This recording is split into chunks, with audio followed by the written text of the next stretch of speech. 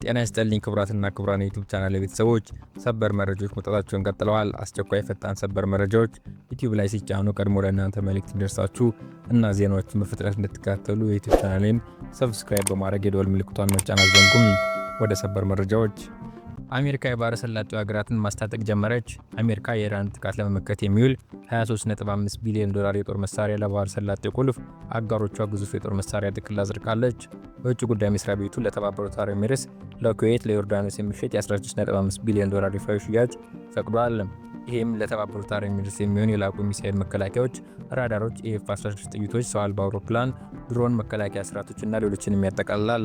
በተጨማሪም ለኩዌት የሚውል 8 ቢሊዮን ዶላር ዘመናዊ ሚሳኤል መከላከያ ራዳሮችና ለዮርዳኖስ የሚሆን የአውሮፕላን ድጋፍ ተካቷል። ከዚህም በተጨማሪ ሌላ የ7 ቢሊዮን ዶላር ይፋ ያልተደረገ ስምምነት ነባሩ ውሎችን በማስፋት በቀጥታ ለተባበሩት አረብ ኤሚሬትስ ተሰጥቷል።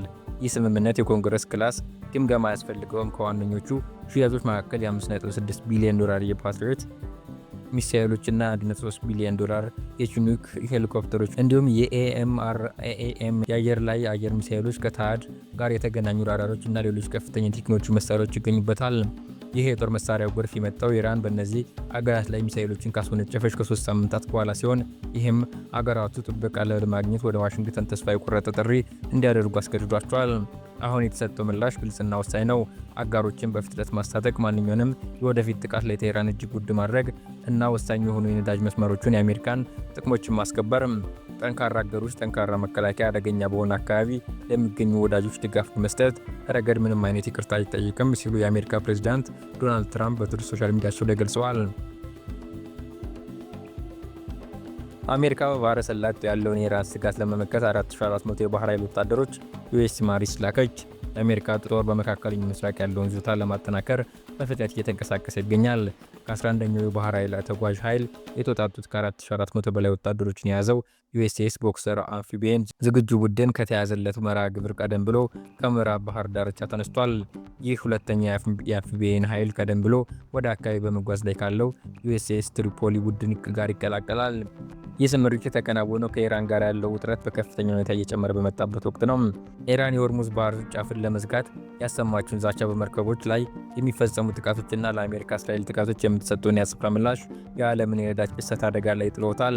የቦክሰር ቡድን ዩኤስኤስ ቦክሰር፣ ዩኤስኤስ ፖርትላንድ እና ዩኤስኤስ ኮምስኩን ያቀፈ ሲሆን ጥቃቶችን ለመግታትና ወሳኝ የሆኑ የውሃ መስመሮችን ለመጠበቅ የሚያስፈልጉ አውሮፕላኖችን፣ ሄሊኮፕተሮችን፣ የጥቃት ተሽከርካሪዎችና ለውጊያ ዝግጁ የሆኑም የባህር ኃይል ወታደሮች ይዟል።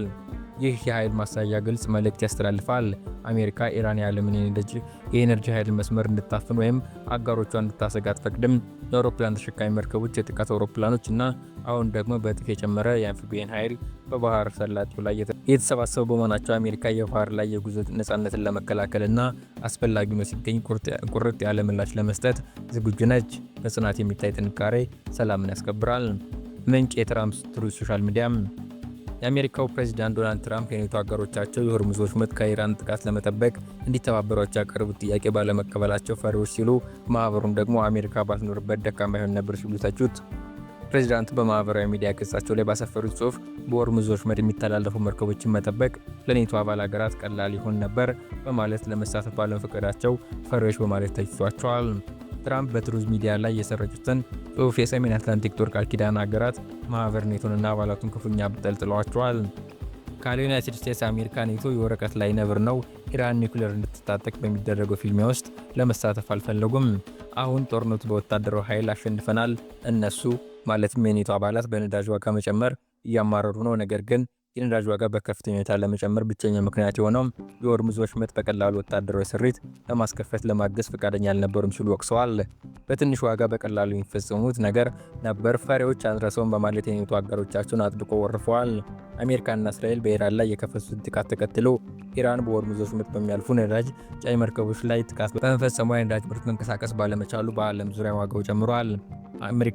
አሜሪካም የኔቶ አባል ሀገራት በወሽመጡ በኩል የሚያልፉ መርከቦችን ደህንነት በመጠበቅ እንዲያግዙ ቢጠይቅም ወደ ጦርነት መግባት እንደማይፈልጉ በመግለጽ ጥያቄውን ሳይቀበሉት በመቅረታቸው ትራምፕ ተቆጡ ቆይተዋል። በአሜሪካና በእስራኤል ጥቃት በርካታ ባለስልጣናቱ የተገደሉባት ኢራን በአጸፋው የአሜሪካና የእስራኤልን ባለስልጣናት እንዲሁም ወታደራዊ አዛዦችን በየትኛው ቦታ ላይ ኢላማ እንደምታደርግ ዛተች። ዛሬ አርብ የኢራን መንግስት ቴሌቪዥን ጣቢያ የሀገሪቱ ጦር ኃይሎች ቃል አቀባይ የሆኑት አቡል ፋዚል ሸካርችን ጠቅሶ እንደዘገበው በሁለቱ ሀገራት ባለስልጣናት ላይ የሚፈጸሙት ጥቃት የሀገሪቱ ሰራዊት ክትትል እያደረገ መሆኑን አመልክቷል። ቃል አቀባዩ ፈሪዎችን፣ ባለስልጣኖቻችሁን፣ የጦር አዛዦቻችሁን፣ ፓይለቶቻችሁንና ወታደሮቻችሁን በአይነ ቁራኛ እየተከታተልናቸው ነው ብለዋል። አክለውም በዓለም ዙሪያ ባላቸው ፓርኮች፣ የመዝናኛ ቦታዎችና ትርኢቶች ውስጥ ባለን መረጃ መሰረት ከዚህ በኋላ ደህንነታችሁ የተጠበቀ አይሆንም በማለት ኢላማ እንደሚያደርጓቸው ዝተዋል። 3 ሳምንት በሆነው ጦርነት የሀገሪቱን ጠቅላይ መሪ ጨምሮ በርካታ ከፍተኛ ፖለቲካዊና ወታደራዊ ባለስልጣናት ኢራን ተገድለውባታል። አሜሪካና እስራኤል የከፈቱባትን ጥቃት ተከትሎ 3 ሳምንት በሆነው ጦርነት ውስጥ የምትገኘው ኢራን በራሷ ዘመን አቆጣጠር መሰረት ዛሬ አዲስ ዓመቷን ጀምራለች።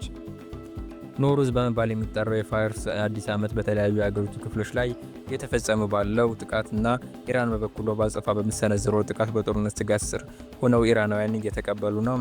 በስጋት ውስጥ ያሉት ኢራናውያን አዲሱ ዓመት ምን ይዞ እንደሚመጣ እርግጠኛ አይደሉም። አሚር እንደሚለው በጦርነቱ ምክንያት ሰዎች ስራቸውን እያጡ ነው። ከሁሉ የሚያሳስበን የሀገራችን መሰረተ ልማቶች ላይ የሚደርሰው ጉዳት ነው ብለዋል። ለ3 ዓመት በዘለቀው ያልተቋረጠ ጥቃት በርካታ የኢራን ተቋማት ኢላማ ሆነዋል።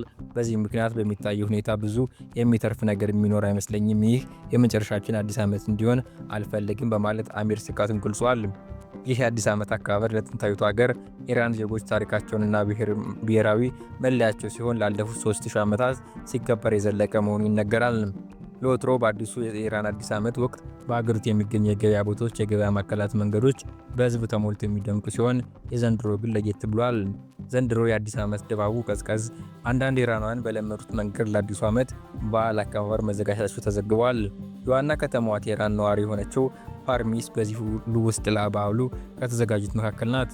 እንደኔ ሁሉ አንዳንዶች በዚህ ሁሉ ውስጥ የለመዱትን ማከናወን ቀጥለዋል። ለምሳሌ ከባድ ፍንዳታ በተከሰተበት ጊዜ የውበት ሳሎን ውስጥ ነበርኩ፣ ምንም እንዳልተፈጠረ ሁሉ ማንም ንቅንቅ አላለም በማለት በዙሪያ ያሉ ሰዎችን ካለው ሁኔታ ጋር የተላመዱ መሆናቸውን ገልጻለች።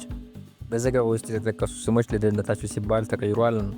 አብራችሁን ስለቆያችሁ አመሰግናለሁ። ዜናዎችን እዚህ ላይ ፈጸምኩ።